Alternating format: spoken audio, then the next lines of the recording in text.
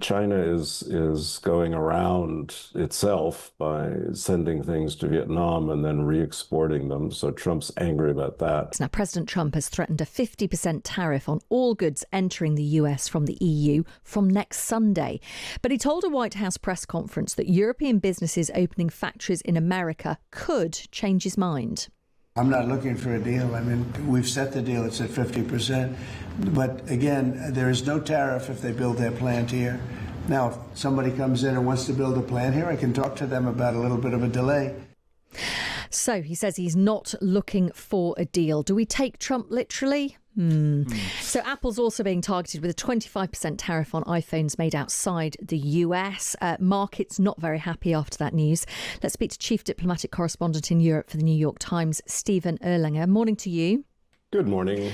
So this is a threat at this stage rather than, for example, an executive order that is then set in stone. How seriously should we take this? Well, the time is pretty short, so I think it may happen.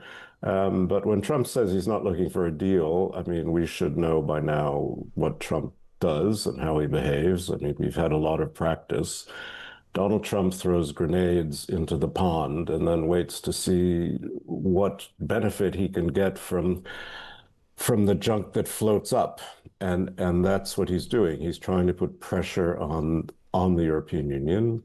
He has always said that he regards the European Union as an economic competitor, even a rival, and sometimes he said a foe, because it has economic power, and this gets in the way, he thinks, of American interests. It certainly gets in the way of his big tech bro backers, Amazon, Meta, Elon Musk, because the EU can regulate them. So he's being pushed by some of his biggest financial supporters also to get tough on Europe.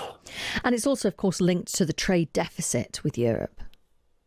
Well, it is. And, you know, in goods, there's a big trade deficit. In services, less so. But Trump doesn't like to combine them.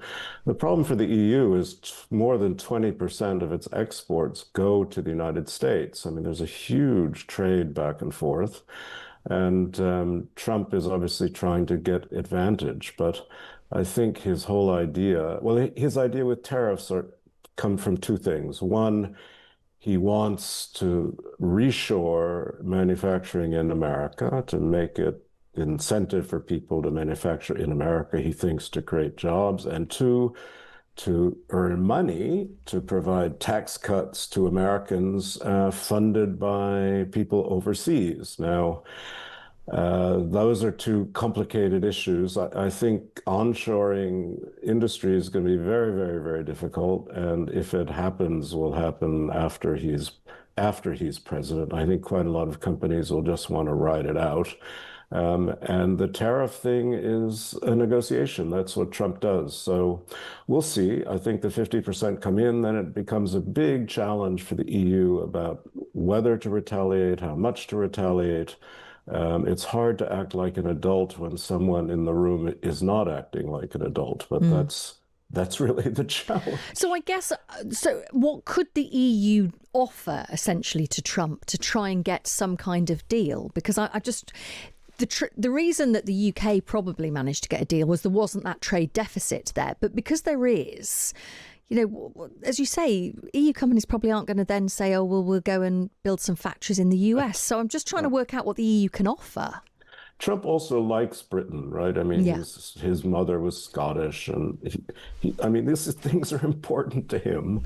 The EU has offered a zero tariff deal to the United States, which Trump has brushed off. There are areas in which Trump has a point, for example, on imported cars. The tariffs on imported cars into the EU are considerably higher than the tariffs for imported cars into the United States. That's one example. But in terms of just trade, I mean, it is very hard to control trade. You just make it more expensive. So the EU can retaliate on American products, certainly on American whiskey, on wheat, on chicken, on all kinds of things. It is a little reluctant to retaliate on digital services because that's like the big bazooka. So, but I don't think the EU is going to lie back here. The point with Trump is as with China, they've learned a lesson from China. If you push back hard enough and the markets get scared, the markets will restrain Trump. Now, that's what's happened so far. It may not happen in the future, but that's, I think, the road we're on. So the EU has to play hardball effectively. I wonder if Apple are going to play hardball, because that's tricky for them. I mean, Apple, unsurprisingly, when the China tariffs were announced, said, OK, we're just going to move production to India or elsewhere to try and get around it. Trump is unamused by that and basically says, you've got to make these products inside the US. Is that likely to happen? I think it's very difficult. I mean, they're going to try to make more, I'm sure. But in fact, there aren't factories in America that can make the iPhone, I mean, or not to the same quality as they are made in China. China is going around itself by sending things to Vietnam and then re-exporting them. So Trump's angry about that. I think on these very high-tech things, it's going to be very, very difficult. And he says it's going to apply to Samsung too, but I think you'll get pushback on this. If an iPhone starts costing $500, I think it's going to harm some people who actually would love to vote for Donald Trump. But again, these things will play out over time. Again, it's bargaining. It's very, very hard to know. If Apple says, OK, we're going to start a factory, then, in 3 months' time that takes 2 years to build, Trump may then relent. Very hard to know with the guy. Really interesting to talk to you. Thank you so much for coming on this morning. Thank you. That is the Chief Diplomatic Correspondent in Europe for the New York Times, Steven Erlanger. So it's going to be really interesting to see if the EU essentially takes that advice from Steven and plays hardball, goes for the Chinese model of saying, fine, you're slapping 50% on us, we're going to retaliate.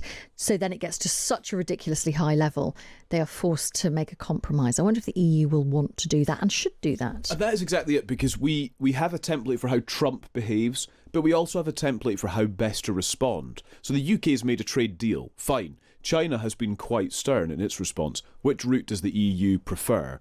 The other thing about it is this trade war could get quite real quite quickly. I note that medicines, the most exported goods from the EU to the US in 2024, so almost 80 billion euros of drugs sold into the US market.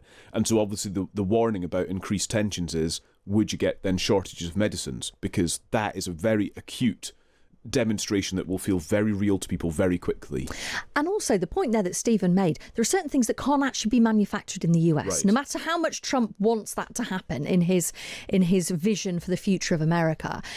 Stephen said you can't actually make iPhones in America to the same quality, the same standard as they are now.